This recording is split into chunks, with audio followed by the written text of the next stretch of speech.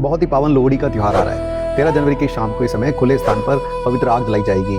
लोग उसके चारों ओर परिक्रमा देंगे और इसमें तिल, गुड़, रेवड़ी और मूंगफली अर्पित करके उसका प्रसाद भी लेंगे। ढोल की ताप पर गिद्दा और भांगड़ा भी पाया जाएगा। लेकिन क्या आपको पता है कि लोहड़ी पर आग में हम तिल और गुड़ क्यों डालते हैं और इस त्योहार का एक डाकू से क्या संबंध है? इसके पीछे छिपी है एक ऐसी कहानी जो न्याय, साहस और एक बेटियों के रखवाले की याद दिलाती है। चलिए आपको ले चलते हैं सदियों पुराने पंजाब के उस दौर में जहां मुगलों के शासन के कारण डर का साया था और दिल्ली पर अकबर राज करता था। उस समय पंजाब के गांव में एक दिन एक गरीब किसान अपनी 2 बेटियों को लेकर थर थर कांप रहा था। इलाके का क्रूर मुगल हाकिम उन लड़कियों पर अपनी बुरी नजर गड़ाए बैठा था। उसने फरमान सुना दिया था कि वह उन्हें उठा के ले जाएगा। गांव के लोग डरे हुए थे, न्याय की कोई उम्मीद नहीं थी। उनके पिता ने मदद के लिए दुल्ला भट्टी से संपर्क किया। कौन था ये दुल्ला भट्टी कि जो मुगलों और उनके नुमाइंदों से टकराने की हिम्मत रखता था?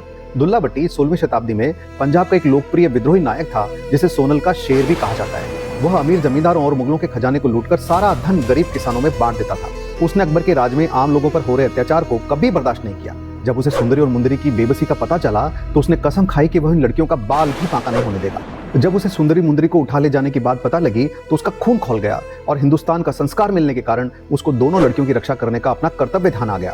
उसने सुंदरी और मुंदरी को अपनी बेटियां माना और उस अंधेरी रात में हाकिम की नाक के नीचे उनका अच्छे लड़कों के साथ विवाह तय कर दिया। रात के अंधेरे में जंगल के बीचों बीच विवाह के सारे संस्कार आनन फानन में करा दिए गए। पंडित नहीं था तो दुल्ला भट्टी ने खुद ही फेरे करवाए।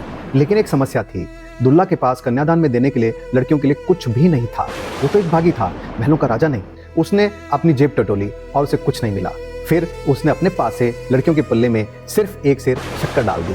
जब मुगल सैनिक सुंदरी मुंदरी को ढूंढते हुए पहुंचे तब तक दुल्ला भट्टी ने उनका विवाह करा दिया था और उन्हें सुरक्षित विदा भी कर दिया था। उसने उन सैनिकों का अकेले मुकाबला किया और अपनी चालाकी से उन्हें धूल चटा दी। उस रात लकड़ियां जलाकर न केवल से फेरे कराए गए बल्कि जश्न भी मनाया गया। वही लोहड़ी बन गई। आग की वह लपटें दुल्ला भट्टी की वीरता और बुराई पर अच्छाई की जीत का प्रतीक बन गई। एक गीत भी इस अवसर पर बहुत गाया जाता है। सुंदर मुंदरी हो, तेरा कौन बेचारा हो, दुल्ला भट्टी वाला हो, दुल्ला दी ब्याई हो, शेर शक्कर पाई हो। यह गीत केवल मनोरंजन के लिए नहीं गाया जाता बल्कि लोहड़ी की आग के चारों ओर घूमते हुए लोग यह गाकर याद करते हैं कि कैसे एक शख्स ने धर्म और जाति से ऊपर उठकर मानवता और बेटियों के सम्मान की रक्षा की। आप सभी को लोहड़ी की हार्दिक हार्दिक शुभकामनाएं।